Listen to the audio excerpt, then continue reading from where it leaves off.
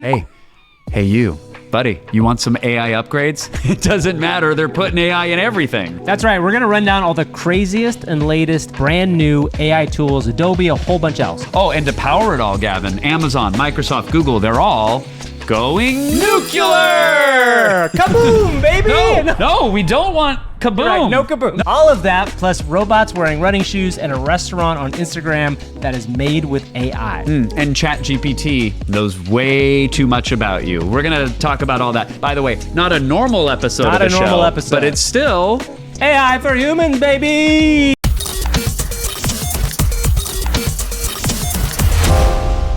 Adobe's Big Max event just happened, and they brought out a ton of new AI tools, stuff that we weren't expecting to kind of come out of the Photoshop, Premiere, and After Effects world. Kevin, Adobe has their own video platform called Firefly. We've played with it a little bit, but they dropped a brand new Firefly video model. I shouldn't say they dropped. They produced videos from a brand new Firefly video model, which looks pretty good, and 100% certified organic. Well, that's a different story, and we're going to get to that later. But I think the reason you don't hear people sharpening their pitchforks behind us is that Adobe, the company that a lot of artists love to hate for the longest time, is now somehow this bastion of AI hope because they're claiming their models are the cleanest, meaning that the creative's data wasn't swept in there. Well, let's talk about some of the stuff they announced, because I do think there's some pretty cool things. And again, the biggest thing about any of these Adobe products is what they're taking is things we've seen open sourced or things we've seen Runway do, but they're building them into the creative suite that is Adobe products, which, you know, a giant amount of people use every day. They did Generative Extend, which is in Adobe Premiere. And what this allows you to do is take the last 2 or 3 seconds to invent that video footage, basically. So you have a shot that you've got and it just doesn't go far enough, or you want to go a little bit further, you can literally take that shot and now extend it by 3 seconds and get extra footage there, which is a very cool thing. I want to add 3 seconds to you right now, so go for it. What is the generative 3 seconds you have? Okay, fair enough. You did it. You got it. The model's in beta.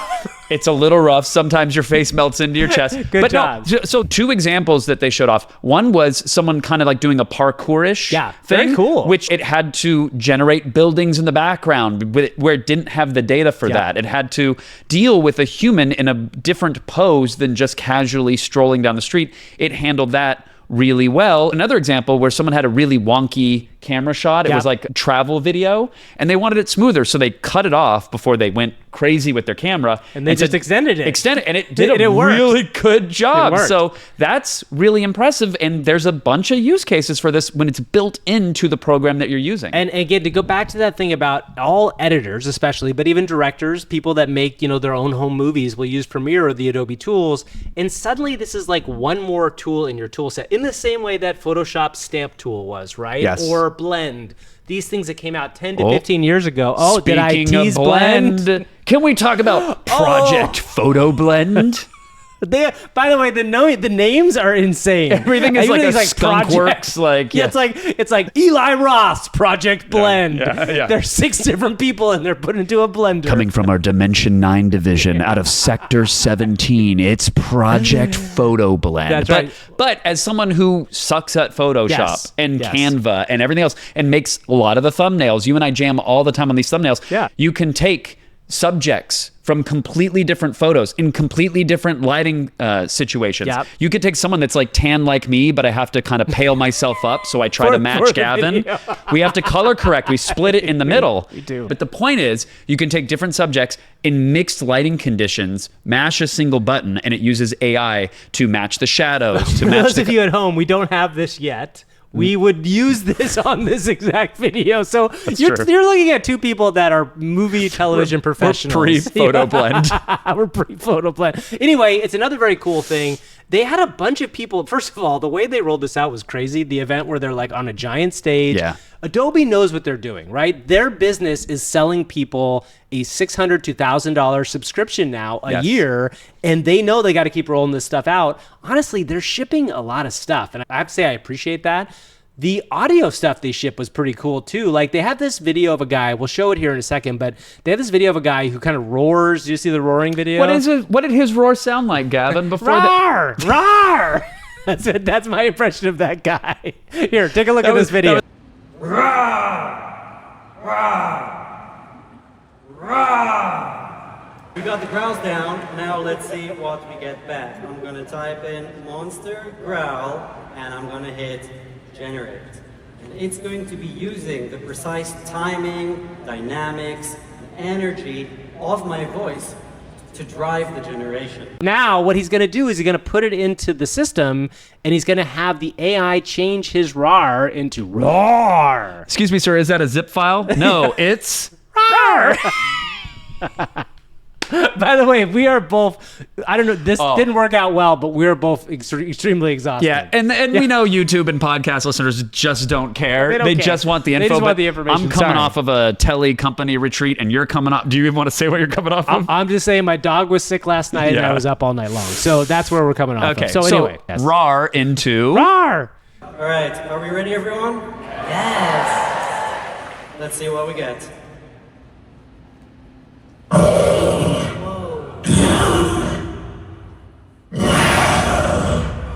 Very, very cool. I want to see, obviously, they are showing off examples that they have run a million times backstage and back in the labs where they're developing Project Blend. Yeah. I want to get my hands on it and see how extensive it is. And finally, another project, Gavin, Project Clean Machine. What happens in Clean Machine, Kevin? Project Clean Machine is something that can remove bright flashes or strobes or lighting artifacts from videos. And some of the examples that they showed were like fireworks in the sky, completely blowing out the frame. It's amazing. Press a button and now you can see the fireworks clear as night. Well, what's crazy about that is like it almost looks unreal, right? When you see it in a weird way. And one of the things that's going to be strange is getting used to pictures that don't have these lens flares and stuff that we've been used to for so long. And I think there will be like this reminiscence of like there is of like 2000s digital photography now with like bad camera lenses and all that stuff. Because this is so clean. When you look at this version of it, they have a slider in the video that goes back and forth and you see the couple. So it's a couple that's blown out by the kind of light of the fireworks behind them. And when they take the slider on it, you did not blown out at all. And it's just incredible. No, and it's adding detail that was blown out. There's another example where there's a bunch of like flash bulbs going off. It's like paparazzi style video, and it immediately gets rid of them. It blends everything nicely. Overall, this event kind of surprised me how good it was. I think there's a lot of cool stuff from it. I don't really use Adobe products as my daily driver. This gets me way more interested when it comes to things like Final Cut and even Logic. I am wondering, where are all the AI enhancements and upgrades? Because Adobe keeps dropping these hits. NVIDIA, Microsoft, Apple has got to wake up behind the wheel. Wake up, Apple. I just want them to. Do you know someone who's not going to be using these tools, Kevin? Oh, I can think of a few people, Gavin, but I think you're referring to Justine Bateman. That's right. So Justine Bateman, who, by the way, I admire the fact that she's gone out and has this very strong stance against AI, very much so. She hates AI, and we've talked about her before on the show. She has decided to come up with a new sort of, I guess, what do you call it, a standard that she wants to refer to as... It's a label, a certification. Yeah, certification. Human-made organic movies. So let's take a listen to that. Last year, myself, Reed Moreno, Matt Moyner, and some others, we established a Credo 23 stamp that's sort of an organic stamp for films that tell the audience that no AI was used. Because I was thinking, I'm sure audiences are going to want to know, am I looking at a person? It's not like, sure, they want to be taken for a ride. They wanted, visual effects and all this, Do they think at Pirates of the Caribbean that guy really did have like an octopus face? No. But you know what I mean? People want to be taken for a ride like that, but they don't like to be tricked. They don't like to be betrayed. I guess I'm really sorry to the Marvel Avengers, because they will no longer be able to be in a movie because they tricked me. Well, this is what's so weird about this argument, right?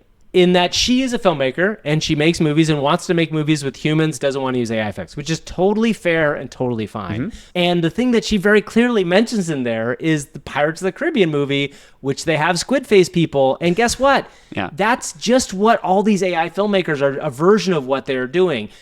We have talked about this before, and none of these big companies have come out and said anything about it. But I guarantee you, these large effects companies have trained on other things than what they're admitting to. We just showed off 5 really cool up-and-coming features that Adobe's putting into their products. Yeah. I understand what Justine is advocating for, and if they want that, great, go for it. The devil is going to be in these impossible to untangle details, because I'm sure somewhere a VFX supervisor is using an Adobe tool that has AI in it to upgrade a shot. Well, and is she going to be now an anti-Adobe? So no cutting on Premiere. Right. So Final Cut, is that going to be organic? Probably not after the Apple Intelligence stuff comes out. At some point, it becomes a question of, are you happy to go back to like reel-to-reel editing? You got it cut on film, and it has to be steam-powered. We've said, everybody, there is an original sim with AI, that a lot of these were trained on people's work, and we want people to get paid for it. But at some point, you have to say, this is the way things move forward. This is the way the effects move forward. This is the way people edit move forward. It is what it is. I guess the other thing is like, look, if it's cinema, trick me, fool me. Yeah. Fine, make it great. If it's a social media feed and AI has generated something to mislead me, or it's propaganda or whatever, yeah, well, I would want to know then. But no one's going to go out of their way to put a label on it. No. Honestly, that's really interesting. She's asked for labels on things you kind of want to be fooled on. Yeah. And there is a suspension of disbelief. Go ahead, machine. Dazzle me, convince me, confuse me. That's fine. But when it's, I don't know, Instagram or TikTok or where you get all your news, X, let me know if it's real or not. Kevin, if it's on YouTube, where you're here watching us, and you should just hit that subscribe button right now. It's right here. Well, it's probably down here. It's down here. It's more. Go hit our subscribe. We love it when people subscribe to us. It's one of our favorite things. Gavin calls me every time we get a new sub. I see the phone ringing. One more. We got one more, buddy. One more. Also, follow us on all the podcast platforms: Apple Podcasts, Spotify.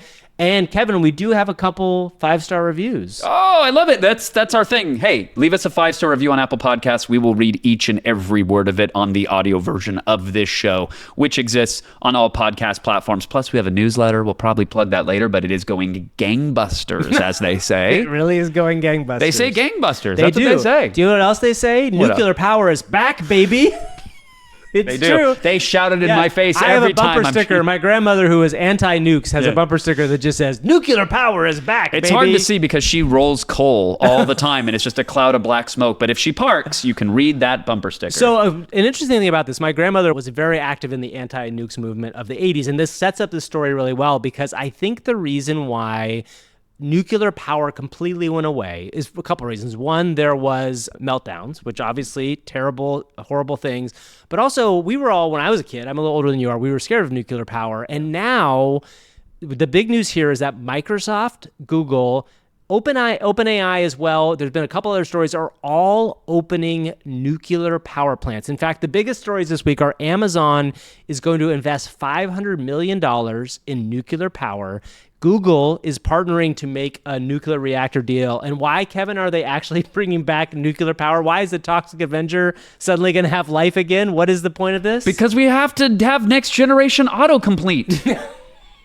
That's all this is. It's the mutant stochastic parrots. It's the mutant stochastic parrots. It's so that we can train these foundational models, which require a ton of energy to power the chips. And then when you want to run the models, because every device is going to be tapping into that trained intelligence, it takes energy. So that's inference is what Kevin's referring to, which means that when you run on a model, that's the inference call. I wasn't inferring it. I was saying it explicitly. It's also called inference, Kevin.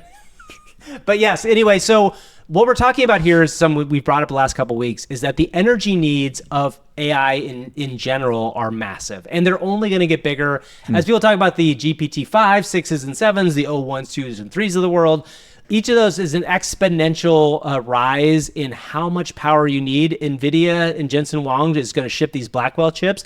Each of those is more power than before. So we are talking about a massive step change up. And people rightfully are wondering, well, we've been talking about the environment for the last 20 years. This feels like at least it's a go-between, right? Because what they're not doing is saying shovel more coal. They're not trying to find more natural gas. They're saying, hey, we have a clean power source, clean, quote unquote, that we have just not been using because people have been afraid of it. And by the way, the technology has advanced and evolved since your grandmother's nuke reactors, right? That doesn't mean that they're probably 100% safe, and they're going for, I love it, the $500 million investment in Dominion Energy, which does what was the term for it, which I love, an SMR, Gavin? Yes. Small module reactor, right? Small module, it's small, right? Tiny, Doesn't that diffuse tiny little anything? baby, it does. It only comes up to your kneecaps. Don't worry if it melts down. I think the big thing here is that people were sold a bill of goods a little bit coming out of the 80s and 90s about nuclear power. And it's one of those things where we walked away from it, right? We walked away from it. And Bill Gates has actually been out there chatting this up. In fact, there's a great interview with Bill Gates and Kara Swisher on her most recent podcast where he talks about, have you seen his show on Netflix yet? He's doing a show on Netflix. Yeah. And one of them is about power and climate change and all that stuff, and he's a big advocate of nuclear power, and it just doesn't produce the waste that we think it does. Now this, I hope I'm not coming off like I did not get paid by the nuclear industry for this, but if we are going to get to all the stuff that people think we can get to in the world of AI, we are going to need more power, and it's not going to be renewables. We're not there yet, and it shouldn't be coal or gas or anything that is going to make the climate change thing worse. Listen, I'm not bought and paid for like Gavin is. I don't know if you can see his strings. I will not pretend for 1 second, like I'm barely an expert in anything. I will not pretend to be an energy expert, but I do absorb the conversations, which seem to be, we need more, we're going to need it, and the massive infrastructure overhaul that we're going to get of these data centers being built closer to the transmission lines and everything. Like this is buy land. Land. Yeah. Oh, sure. Yeah. Go ahead. Yeah. Go ahead and just buy up some land, everyone. Buy land. Actually, do you know this theory that if the singularity happens? So this is some deep nerd stuff for everybody out there. The singularity happens. Land is the only thing that's going to be valuable. And do you know why? Why? Because, well, that was a very nice why, by the way. You feel like you've been acting. You're earnestly interested? Yes. Okay, fine. Anyway. I don't know if that was an insult or not. No, it wasn't an insult. Please tell me why land is the only thing that's valuable. If the robots do take over and there's an ASI, every piece of land that they can build a server farm on will be valuable. Got it. Whereas we're not going to need money. And you think that they're going to like honor the fact that you own a deed to a piece of soil? They're not just going to Terminator roll over your head? Well, I guess it's a good point. No, that does. Excuse me, Mr. You're T800. I actually have been paying property taxes on this parcel. Here is what it is. I'm a globule. There's going to be an ASI that is well-behaved. You got globbed. Let's talk about Eric Schmidt, who is now the guy that comes out and tells everybody how much... Yeah. This guy, I don't know what he's doing these days, but so Eric Schmidt is ex-CEO of Google. He went out there and is now turned into like, we're going to fire the environment and just fire up these reactors. Hey, listen, you're all anyways. You might as well roll the dice with this AI. That's what he's saying here, basically. So let's play this video. Says. Yeah. The demand for energy for data centers is massive. We need you to approve the necessary steps to make these data centers in Britain, because your research scientists, your companies, your citizens all need these things. Now, how can I be in favor of green energy and also in favor of using more electric power? Because the more electric power allows us to build new materials, new science, eventually get fusion, which is the ultimate solution to these problems, and so forth. Just an improvement in energy efficiency through new materials in cars and distribution networks and so forth has a huge impact. So it's paradoxical. Invest in AI, and as a result, the solutions to the energy transition become apparent much quicker. I'll say this, man. Are we in a bubble? Yeah. We're in a bubble in that there's a lot of like fly-by-night startups promising something that are going to just be absorbed and go away. Sure. We're in a bit of a bubble. Are we headed for massive change? And is this new tech going to be driving the next decade plus of American infrastructure and technology and job creation and disruption? There's no doubt. One thing I want to say about that, which is really smart, is not my thing. Your thing is very smart, which I want to make sure you knew that. Earnest. Was that? That was earnest. That was being sincere. I was being sincere. We've been doing this podcast for a year and a half now. One of the things that is shocking to me a little bit is at one point we've talked about this sort of stuff, about how the infrastructure of America something like this could happen. It is happening. Yeah. People are restarting nuclear reactors. They are building new nuclear reactors to do the stuff that we have talked about here for 18 months. Mm-hmm. that shows you how fast this is running. And that follows up on a really interesting blog post that I made a whole video about that if you want to see, you should go back and watch on our YouTube channel. A great video, by the way, he says earnestly. Thank you. That was very earnest and I appreciate it. Dario Amodei, the CEO of Anthropic, formerly of OpenAI, left for that to go start Anthropic, wrote a very long blog post about the positive, optimistic outcomes of what essentially an ASI or even like an AGI could provide. And the biggest things to be aware of that he kind of lays into, we talk on the show a lot about like dumb video tools or fun things to do or like funny things.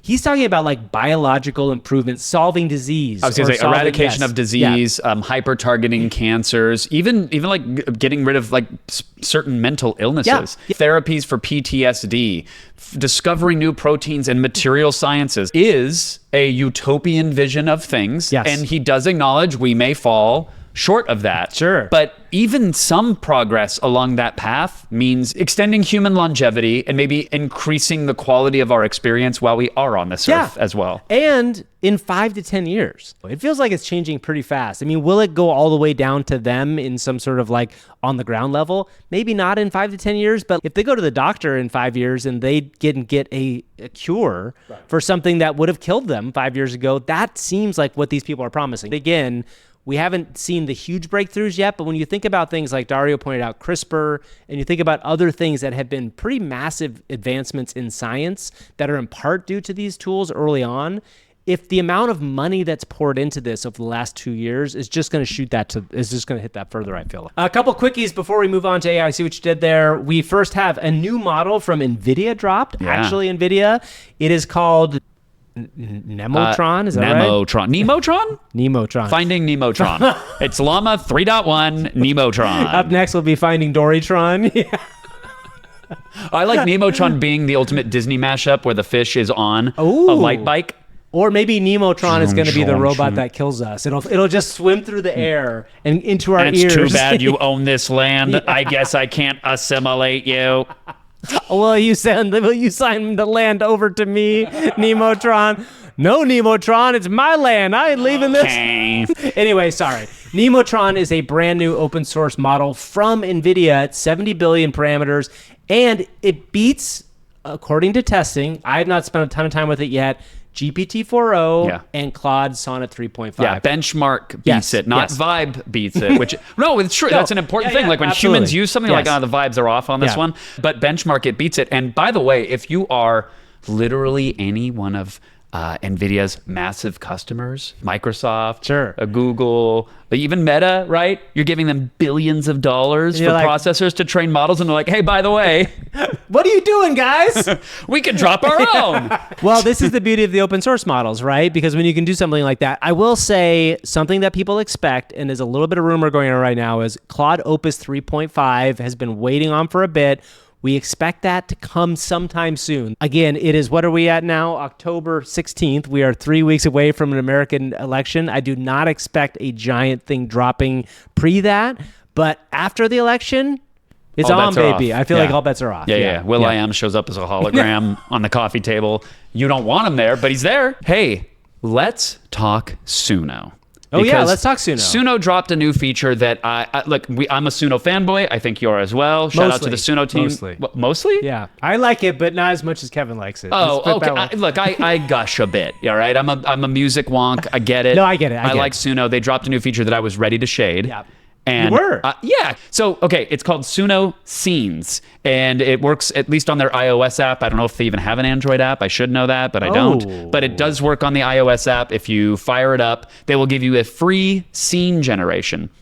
And you can take a photo or upload one from your photo roll, and it will generate a song with your image as the background to the song. It's a very cool idea. It follows the lyrics like karaoke. And I at first saw this and was like, come on, guys, I get it. You're trying to make it a little bit more personal. I have a photo, it's my background. Because once you upload it, it asks you for is there anything you want to describe about the scene? Like who's in it and what's going on and where is it? And I was like, no, shouldn't it be shouldn't it doing just figure that? it should out? be magical. Yeah. So I tried to trip it up because I didn't know exactly how it works.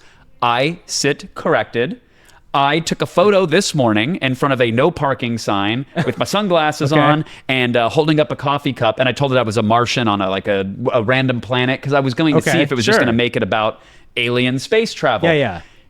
it used Martian as a thing, like a Martian arrives and it says, but they can't like park here, and they're fun. sipping their coffee, and it's hot, and this, that, the other. So it is doing object/scene detection. It's cold. Palm trees. No parking sign thinks it's the queen. But Kevin's chill like AI meme. King.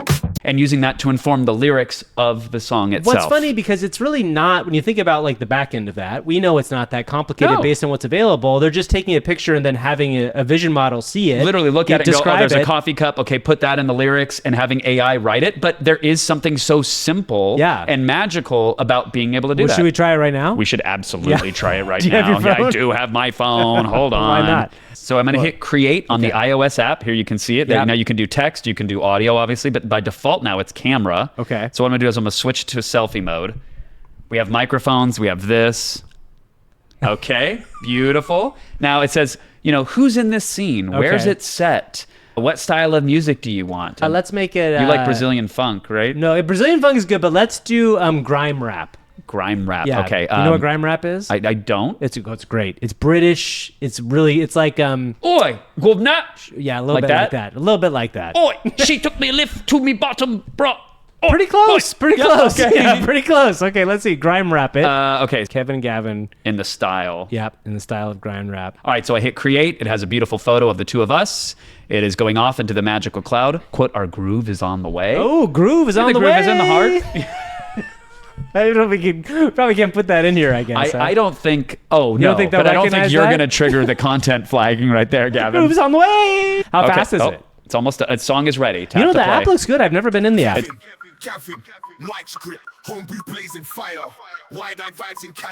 So it gets our wide eyes. Wide-eyed. We're holding the mic. Yeah. We're at home. We're Yeah. a dynamic duo. Yeah. Sure, that's now, fair. I mean, if we held different objects like the pillow or the plant, we might get more out of it. That's pretty cool. So basically, it's seeing a photo of you, and then it will make up. And we already know how good Suno is at making songs. Yes. So it's basically getting an input from the picture, describing the picture. That's a really cool thing. I think so people would have fun with if that. your friend's wearing a silly outfit or has some fun glasses on or whatever, it's really simple to snap the photo, say, hey, we're at a Joshua Tree retreat, and then it sings about the mushrooms on the And table. do you get that for free?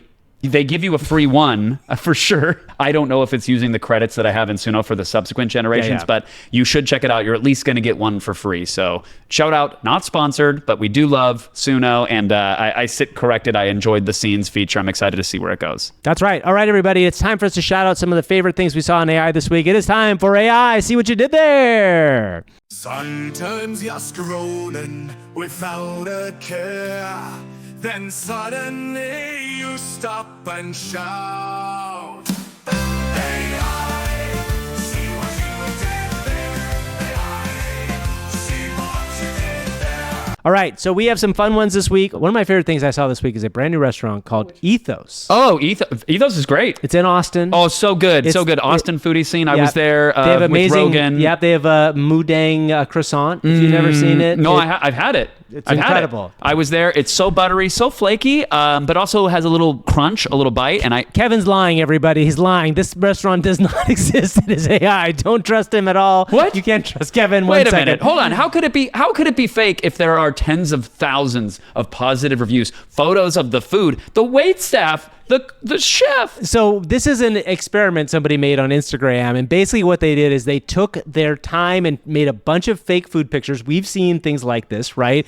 On Instagram, you've probably seen things like this. There are all sorts of AI things that are getting liked, shared all over the place. There was that one like crazy like pool house thing we saw. So this is somebody that basically put a brand around those things. They just basically made it look like a fancy restaurant would, but with all sorts of crazy stuff like a Mudang style croissant. They also had a foot-shaped slice of pizza, which was very funny. And they've also then gone so far as to making a fake website where you can make fake reservations, which is even more fun. In fact, why don't we try this? I was going to try earlier to put in see what happens if you try to pick a date. We'll go May 14th at 4 o'clock. Yeah, Does that work for you? That's fine for me, sure. Okay, we'll go 4 4 p.m. o'clock. Early dinner, number of guests. We'll do... Let's do 4 guests. Well, 40? Yeah, 40. Sure, why not? 40 guests, and we'll check availability, and it's loading. Oh, loading. Who's this guy? What just happened? Oh. What was that? Oh, you control it. Well, okay. Wait a second. So it is a We photo just- of a man being slapped by a elephant trunk. It looks like an no. eel. Oh no, it's an eel. Is it an like eel? or a fish. It's salamander, some sort of fish. Or is a it big a gummy worm? No, you know what it might be is a squid arm. No, you could- That's a squid arm. No, there's like fins on it and a mouth. We have just discovered an Easter egg on the site of the Ethos' restaurant. I mean, we didn't go very far to That guy uncover looks like it. Let's he be might- clear. We just made a reservation. It's not like, guys, welcome to episode 37 of Project Ethos. We uncovered quite a big one at the head of the Ethos gang Anyway, out it's there. a very funny Instagram handle. and you mostly. can buy, you can tip them, buy me a coffee. Yeah, so which is really Oh, it's cool. eel slap. Oh, is So what it is an wait, eel. What is eel It slap? says about eel slap.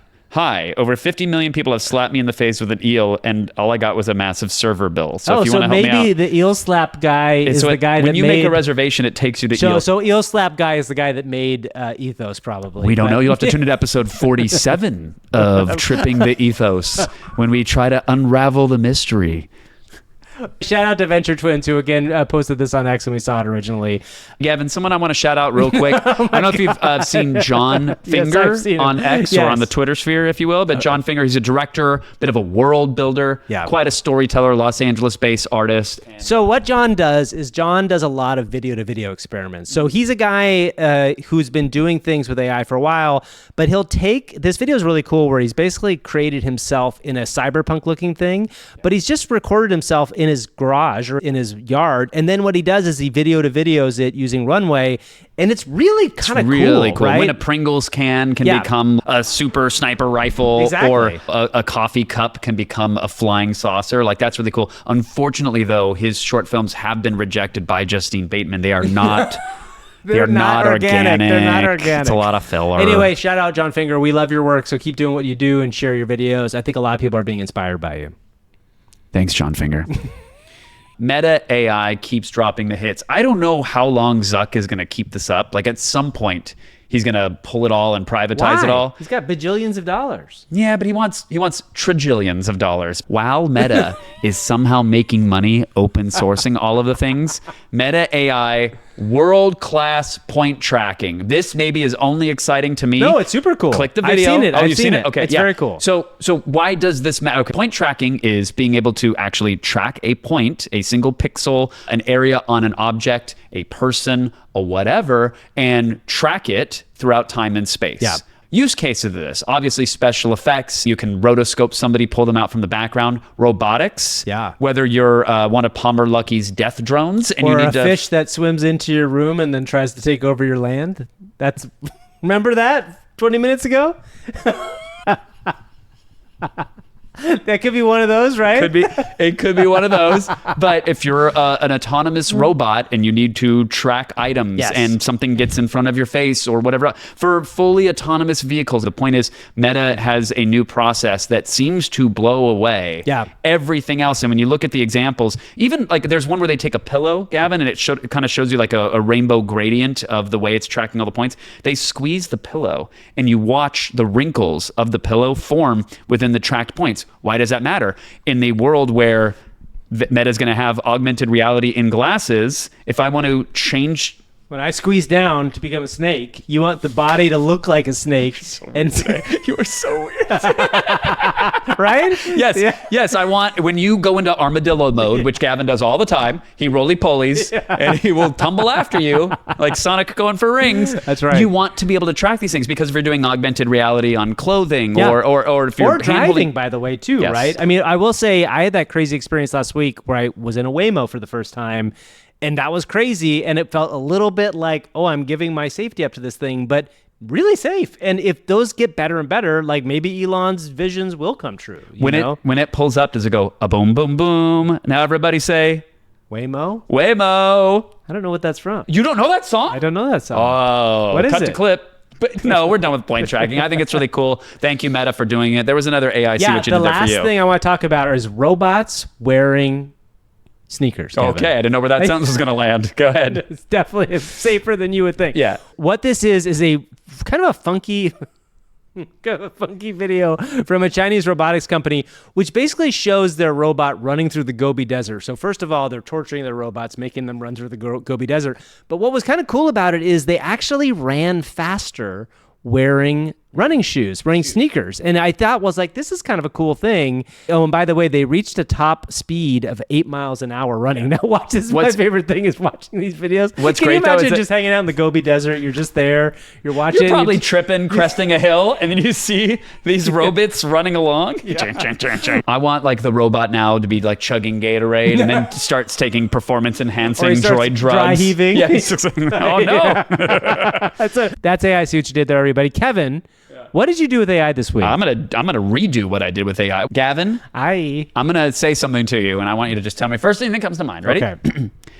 E2 F5 TTS. Sounds like Lost. The numbers from Lost. How's that? Is that That'll a lotto numbers? Oh, good. Also good. Yeah. Yeah, no, but big song. Big nope. E2 F5 TTS. I can't get mad at it because it's open source and you can play with it. It's free. It is, as the internet said, 11 labs, which would mean best in class quality voice cloning and text to speech for free.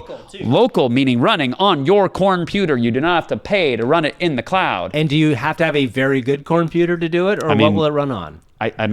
This computer is pretty good, but it's a Mac, which usually means it's not going to run that's good. the latest thing, and it runs. So do you want to check it out? Yeah, let's check it out. Let's All right. try a little test of it here. We're going to do it all in real time here. So I have a shout out to Pinocchio. This is E2 F5, which are kind of two loosely related models that do text-to-speech here. And I'm going to record a sample of a voice here, Gavin. All right, so let's just do a regular example now. Yeah, here we go.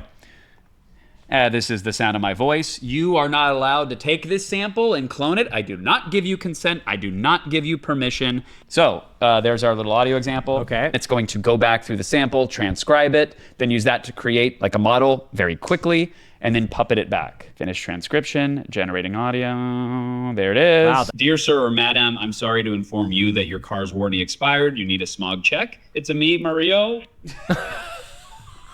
Well, what's crazy about that I'll do the other again model is just how fast it works, right? Is it as good as the best in class, blah, blah, blah? No, it's not. Is it running free locally quick enough? Yeah. Yes, it is. Absolutely it is. And because it's open source, it's only a matter of time before they add improvements to this and get better quality and get more control over the voice dynamism. And Here's a question for you about this. here's the other model too. I'll just play this real quick.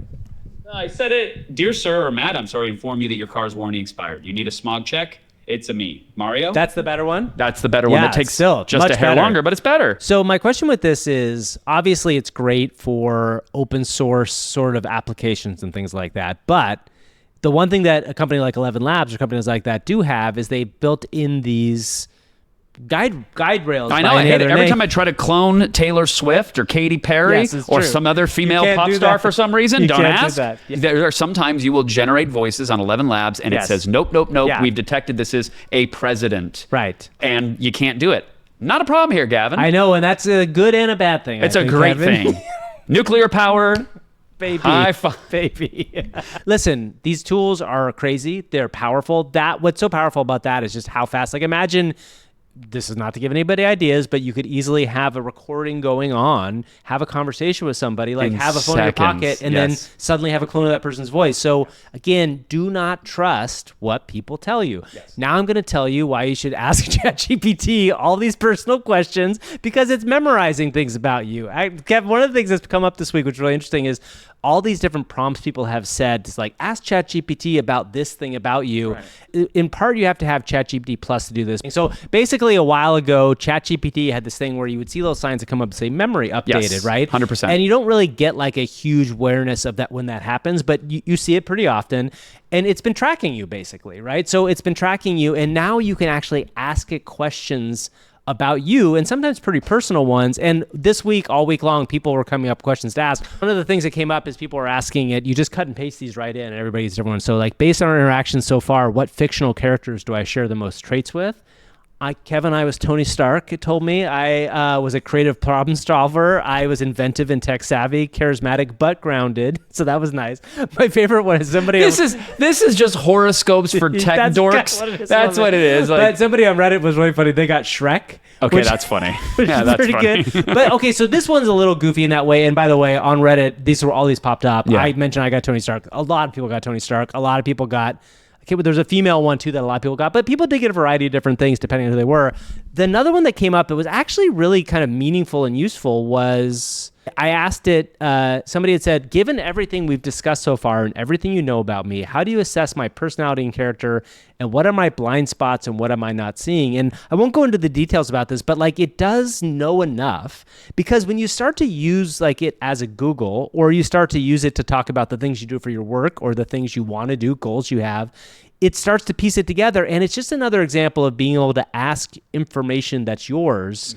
You can ask it something deeper and think about information in a different way than you could if you could just Google it. Like if I were to Google that question, well, I would get nothing out, because it doesn't know me. Google has cookies set aside, but mostly to know what mattresses I bought in like 2009. Like they're not going to know what I'm feeling right now. So this is the positive side of tracking. Now, granted, there's a lot of security concerns, right? Because there's a lot of meat in this thing. And clearly you also have to be aware that people aren't going to put everything of theirs in there. You shouldn't put any secrets of anything in here whatsoever. I'm just going to ask mine real quick. What person do you think best exemplify? Who would be a modern day clone of Gavin Purcell? Okay. That's how we're going to end this, huh?